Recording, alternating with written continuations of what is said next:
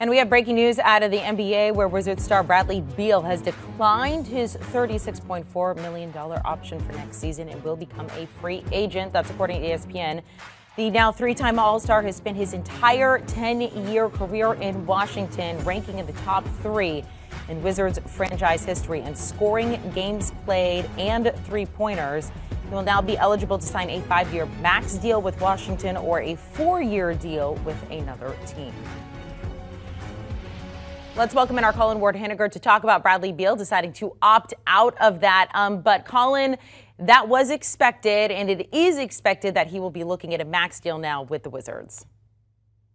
Yeah, so Bradley Beal opting out of this year of the contract was expected, and he's expected to re-up on a 5-year, almost $250 million contract, depending on how the salary cap breaks out.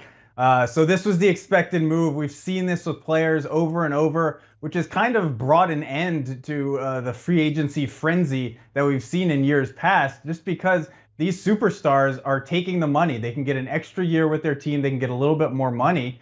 So why not take the money? And then if things don't work out down the road, you can always demand a trade, as we've seen several superstars do over the last few years. So this was the expected move. To Bradley Beal's credit, he's continued to say that he wants to be in Washington and he wants to win in Washington. So everyone and their mother has been throwing out Bradley Beal trade scenarios for years and years and years. And all he's continued to say is, I want to be in Washington. So clearly signing a 5-year deal with the team shows that he wants to be there at least for the near future. And I'm sure the Wizards hope that they have enough to build around him to turn Washington into a winning franchise with Bradley Beal as their centerpiece. Now 29 years old, could potentially finish his career there.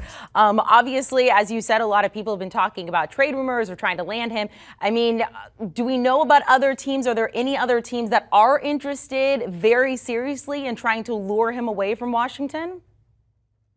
Yeah, I mean, you've heard about the Miami Heat quite a bit. The Denver Nuggets have been mentioned at various times.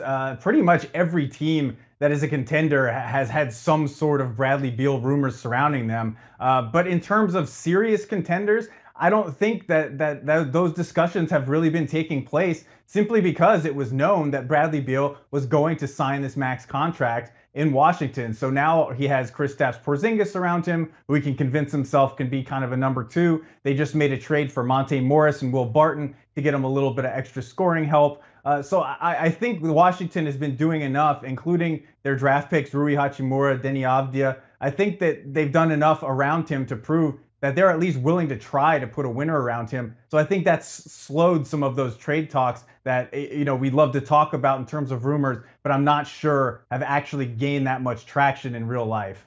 The Wizards have the 4th worst odds to win the East. Having a guy like Bradley Beal, if he does stick around, how much does that help them? Yeah, obviously it helps them as opposed to not having him. But even with Bradley Beal, this isn't a team that's going to contend to win the Eastern Conference next year, at least not in my opinion. I could always be proven wrong. But I think the important thing is taking steps forward. You also have to look at Beal himself. He was injured at the end of last season, ended up sitting out. But before that, he was having a really poor year in terms of shooting the ball. So we'll see when he comes back. Is he going to be the all-star level, all-NBA level player that we saw before? Or is this contract going to suddenly start looking pretty bad if he starts to decline? Obviously, the Wizards know this all too well after signing John Wall to the Supermax deal and then seeing him kind of deteriorate until they ended up trading him. So I think the Wizards have a plan in place, and having a guy like Beal and Kristaps Porzingis obviously makes you pretty happy about the future as long as you can add the right pieces around them. But we need to see Bradley Beal come out and be that old player instead of the guy we saw in that handful of games last season. Again, that max deal not done yet, but that is what is expected. That's the right wording there for Bradley Beal, with the Wizards now declining that $36.4 million player option. Colin Ward-Heninger, thank you so much. So most expensive contracts in the NBA, Giannis is at the top right now, followed by Steph and Luka. But if Bradley Beal does land that max deal there, it'll put him somewhere in the ballpark, estimated about 5 years, $248 million, which would put him very well on top. Do you want a sports network that delivers everything that matters about the game? The highlights, the picks, the instant analysis, no yelling, no fake debates, no politics. Hit the subscribe button and never miss a moment.